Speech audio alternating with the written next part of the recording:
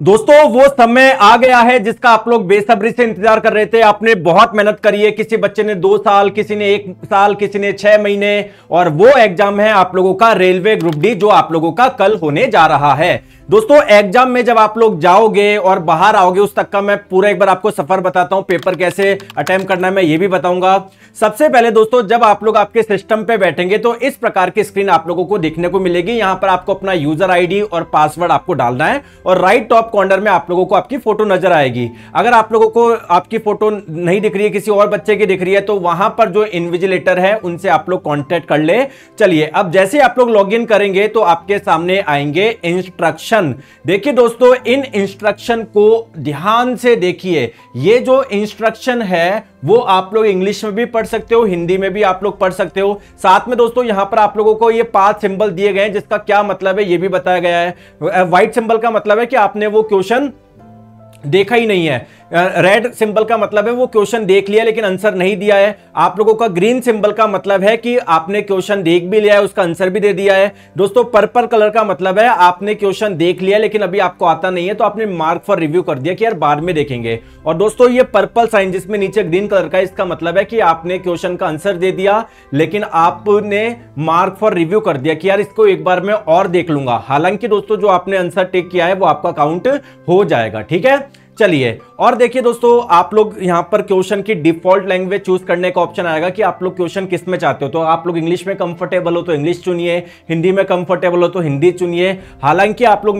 बाद में भी क्वेश्चन की लैंग्वेज चेंज कर सकते हो, लेकिन आप लोगों को बार बार परेशानी ना हो तो पहले से वो लैंग्वेज सेलेक्ट कर ले जिसमें आप लोग कंफर्टेबल हो, उसी लैंग्वेज में आपको सारे क्वेश्चन नजर आएंगे।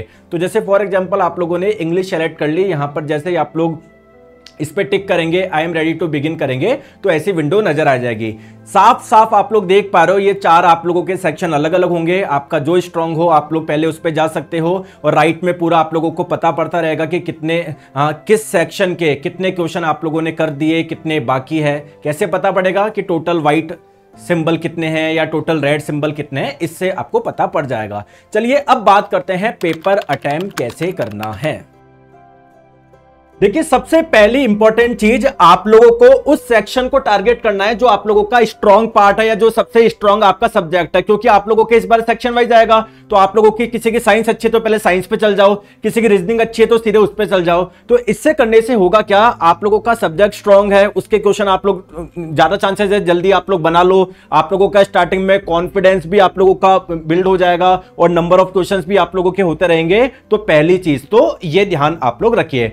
दोस्तों दूसरी इंपॉर्टेंट चीज क्या है कि जैसे मान लीजिए आप लोग क्वेश्चन कर रहे हो, पहला क्वेश्चन हो गया, दूसरा हो गया, तीसरा हो गया, चौथा, ऐसे तो बहुत ज्यादा ओवर एक्साइटेड नहीं होना है। या मान लीजिए आप लोगों का पहला क्वेश्चन नहीं बना, दूसरा नहीं बना, तीसरा भी नहीं बना, तो आप लोगों को नर्वस भी नहीं होना, क्योंकि अगर ये पेपर हार्ड है तो सबके लिए ही हार्ड है। ठीक है, तो आप लोगों को उधर परेशान नहीं होना है, न्यूट्रल रहना है। क्योंकि जब आप लोग दोस्तों काफी ज्यादा एक्साइटेड हो जाते हो तो दिमाग को आपने काम दे दिया कि भाई तू खुश रहे।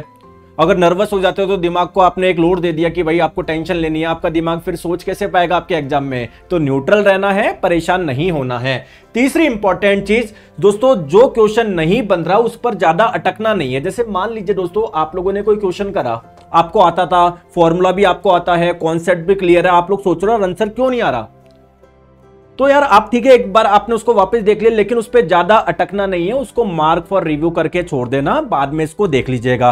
ठीक है, लेकिन ये चीज आपकी तभी काम में आएगी जब ये सबसे इंपॉर्टेंट चीज है, ये आप लोगों को ध्यान रखना है, एटलीस्ट 2 राउंड में करो।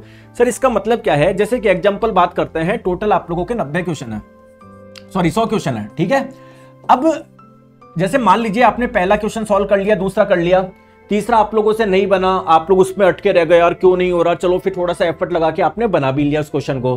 फिर चौथा करा, फिर 5वां नहीं बना, तो आपने सोचा यार मैं जब 4 बना चुका हूं तो 5वां भी क्वेश्चन भी मुझसे सॉल्व होगा, तो और टाइम लगा रहे हैं और लगा रहे हैं और लगा रहे हैं, है ना, हो सकता है आप लोगों से नहीं बना हो। तो दोस्तों पता पड़े एग्जाम खत्म होने तक आप लोग केवल 70 क्वेश्चन ही कर पाए या 75 क्वेश्चन ही कर पाए। हो सकता है बाकी के क्वेश्चन इतने ईजी हो कि आप लोग तुरंत उसको देख के भी सॉल्व कर सकते थे 10 सेकेंड में।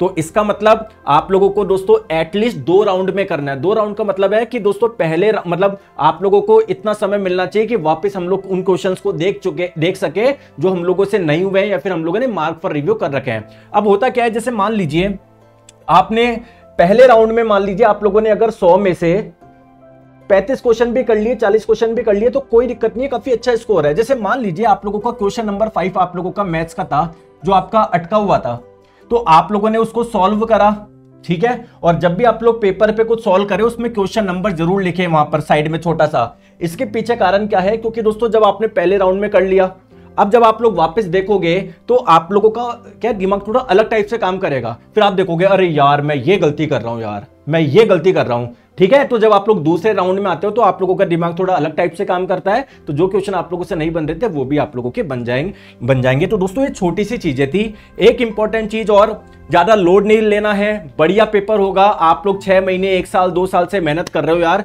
तो बहुत अच्छा पेपर होगा। ज्यादा लोड वगैरह नहीं लेना है। मेरी शुभकामनाएं आपके साथ में, बढ़िया आप लोगों के साथ में मैंने मेहनत करी है और आपने भी खूब मेहनत करी है। बढ़िया एग्जाम होगा, ज्यादा किसी प्रकार का लोड मत लो। और जब एग्जाम देने जाओ उससे पहले से नहीं सुबह कुछ पीडीएफ स्क्रॉल कर रहे हो, कभी क्या कर रहे हो, कभी क्या कर रहे हो, मैं ये देख लूं, मैं वो देख लूं, नहीं।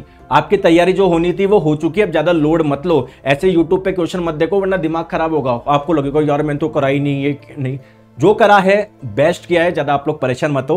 और आप लोगों से बस मैं यही चीज एक एक्सपेक्ट करूंगा कि यार मैंने आपके साथ में इतनी मेहनत करी, तो एटलीस्ट आप लोग एग्जाम के बाद में मुझे रिव्यू तो दे, कैसे क्वेश्चन आए, कैसा आप लोगों का एग्जाम हुआ। क्योंकि मैं सबसे ज्यादा खुश होऊंगा जब आप लोग बताओगे कि यार कि सर बढ़िया पेपर हुआ, ये क्वेश्चन आए, है ना। तो प्लीज अपने क्वेश्चन इस नंबर पे व्हाट्सएप करना ना भूले। Thank you so much. एक बार फिर से आप लोगों को बहुत बहुत शुभकामनाएं, ऑल दी बेस्ट आपके एग्जाम के लिए।